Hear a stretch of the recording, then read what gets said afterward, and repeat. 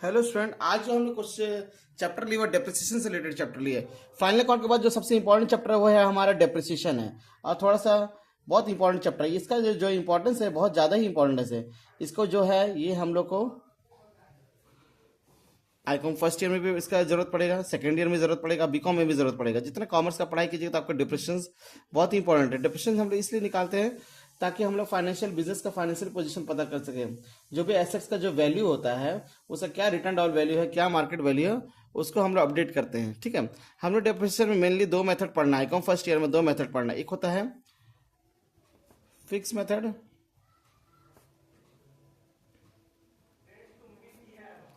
दूसरा हमारा है डिमिनिशिंग मेथड। फिक्स मेथड में जो होता है इसका एक नाम अलग अलग भी है। इसको हम लोग स्ट्रेट लाइन मेथड भी बोलते हैं, है ना, और कॉस्ट प्राइस मेथड भी बोलते हैं। ठीक है, और इसमें डिमिनिशिंग मेथड को हम लोग रिटर्न डाउन मेथड भी बोलते हैं, फ्लक्चुएटिंग मेथड भी बोलते हैं। ठीक है, तो इसमें फिक्स मेथड में क्या होता है कि हम लोग जो डिप्रेशन निकालते हैं फिक्स मेथड में, जो कॉस्ट प्राइस पर डिप्रेशन निकालते हैं। जैसे मान लेते हैं कि कोई मशीन है तो उसका वैल्यू जब हम लोग यूज़ करते हैं धीरे धीरे क्या होता है, उसका वैल्यू घटता है। उसको हम लोग हिंदी में बोलते हैं हरास, और इंग्लिश में क्या बोलते हैं, डिप्रेशिएशन। तो डिप्रेशन फिक्स मेथड में इस तरह से हम लोग चार्ज करते हैं। मान लेते हैं मशीन का दाम है, कॉस्ट ऑफ मशीन है हमारा 50,000। ठीक है, इसमें मान लेते हैं हमारा डिप्रेशिएशन हो रहा है 10%। हर साल हम कितना डिप्रेशन चार्ज करें, 10%। तो 10,000 का 10% कितना हो गया हमारा 5,000। इसका वैल्यू हो गया 45,000। अभी हम किसका बात कर रहे हैं, फिक्स मेथड का बात कर रहे हैं। फिर नेक्स्ट ईयर हम डिप्रेशन चार्ज करेंगे। फिर हमारा नेक्स्ट ईयर डिप्रेशिएशन होगा 10% ऑफ 50,000। ये मतलब फिक्स मेथड में क्या होता है, जितना भी हम खरीदे उसी पर डिप्रेशन चार्ज करना है। तो फिर इसका कितना हो गया 5,000। इसका वैल्यू कितना हो जाएगा 40,000। ठीक है, फिर मान लेते हैं फिर डिप्रेशन चार्ज करें एट द रेट 10% 50,000, फिर 5,000 हो गया।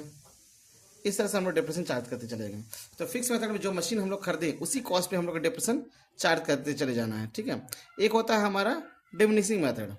डिमिनिशिंग मेथड में हम लोग इस तरह से करते हैं।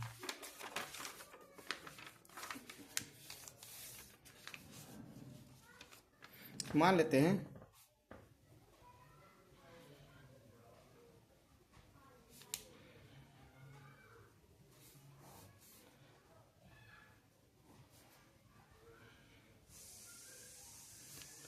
$25,000 है।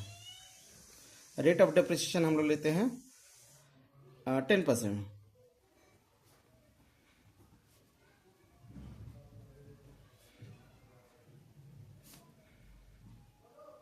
5,000 हो गया, 45,000 हो गया। ठीक है, फिर नेक्स्ट ईयर डिप्रेशन चार्ज करते हैं हम लोग।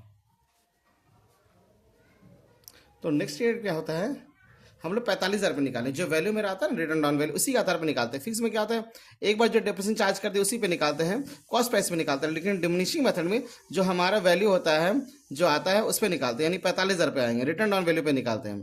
तो 45 10% 4500 हो गया। फिर इसका वैल्यू हो गया 40,500। फिर डिप्रेशिएशन निकालेंगे हम लोग 10% ऑफ 40,500, तो 4050। अब इसको घटाएंगे तो इसमें क्या होता है, फिक्स मेथड में कॉस्ट प्राइस में निकालते हैं डिप्रेशन, और डिमिनिशिंग मेथड में जो वैल्यू हमारा माइनस करके आता है उसी पे निकालते चलते जाते हैं। जैसे 50,000 का 10% 5,000 हो गया तो 45,000 हो गया। फिर 45,000 का 10% निकालना, फिर उसके बाद माइनस जो करेंगे उस पर निकालना। जैसे 40,500 है, फिर 4050 माइनस कर दिए तो 456 36450। इस तरह से हम लोग को फिक्स में करना। फिक्स में क्या होता है हम लोग का कॉस्ट प्राइस डिप्रेशन